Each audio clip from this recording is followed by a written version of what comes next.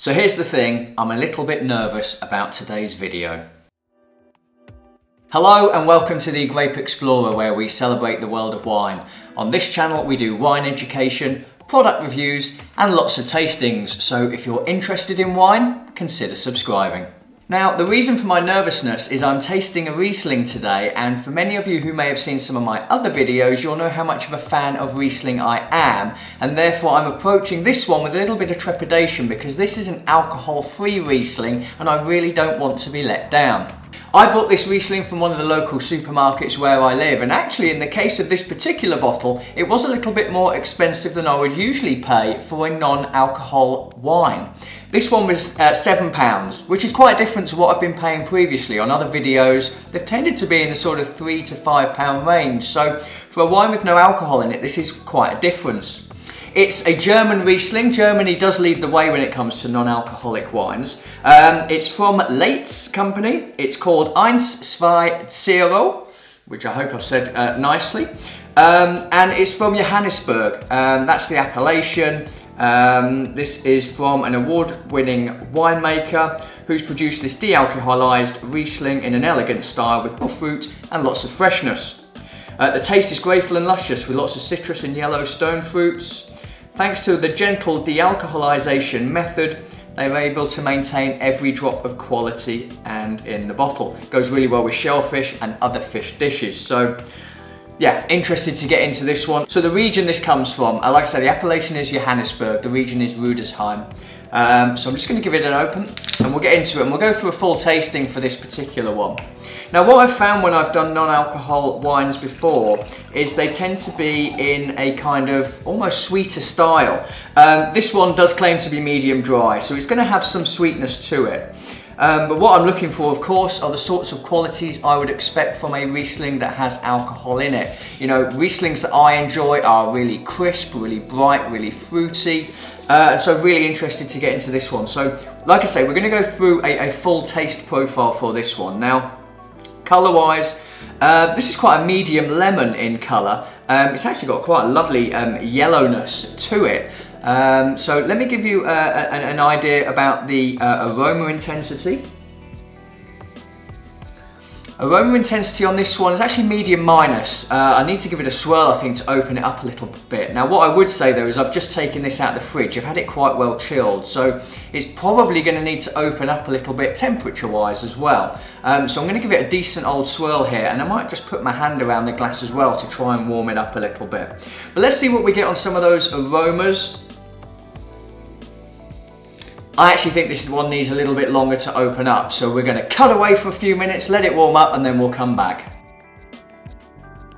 Okay, so I have given that one a few minutes, trying to cup my hands around the glass to keep everything warm. So, like I said, the aroma intensity was medium minus. Actually, now that I've let it warm up a little bit, I'm not going to change my opinion there. I do believe that's the correct classification for the aroma intensity. Things that I'm getting through are actually things like apple, pear, and also quite a grapey smell on this one as well. And I know this might sound a little bit strange, but it really smells like there's no alcohol in it. Sometimes I think you can actually smell the alcohol coming off the wine. And in this one, I just get the feeling that there is no alcohol in this. I think if someone served this to me, that's what I'd be saying. It's got the feeling more of like a grape juice or a fruit juice rather than a wine. But the aromas are perfectly nice. There's also something quite floral in there as well, which is quite nice, almost like elderflower. And that's actually quite a nice smell to me. So we'll give it a taste.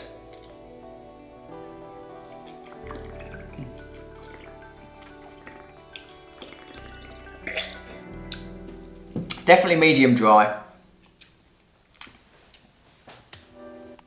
Hasn't really got much in the way of acidity. There is some actually, my mouth is watering. But it's not huge, probably medium on the acidity.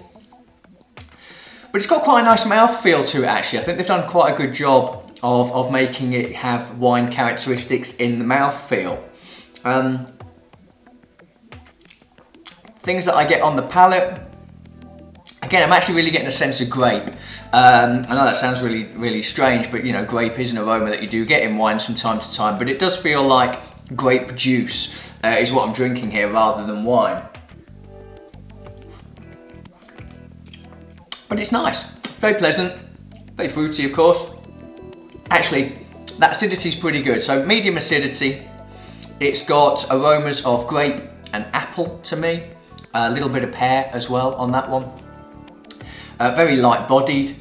It's got a very short length, I'd say medium minus on the length. Of course, there's no alcohol in this particular one. But what I would say is, you know, the aromas do match the palate. It's sort of not hugely strong in terms of its flavour characteristics, but it's quite pleasant to drink. It has some length, not a great deal of length. It's not intense or complex, you know. A lot of these alcohol-free wines are not intense or complex. They're quite simple in nature. And I think this is a fair representation of a non-alcoholic wine. I do think at £7 I was probably expecting a little bit more quality, but I actually think it is very enjoyable. I think this is something that you would serve to people who don't drink alcohol. But, you know, there's a huge difference between a glass of wine with no alcohol and a glass of wine with alcohol, certainly in terms of just the way that you experience that particular glass. This one comes across as fruit juice. Even though it has quite a nice mouthfeel, it still comes across as fruit juice to me. But I'm not entirely disappointed because it has got some quite nice acidity to it. You know, I am enjoying that. And when the sun's out and you're sat in the park, this is actually something that would go really great with a sunny day. You know, like it says, it would go well with shellfish and other fish dishes. And I agree with that. I think there is something here to enjoy with such a dish. So I'm just going to pour a little bit more. Nice thing is I can drink the rest of this bottle whilst I edit this video.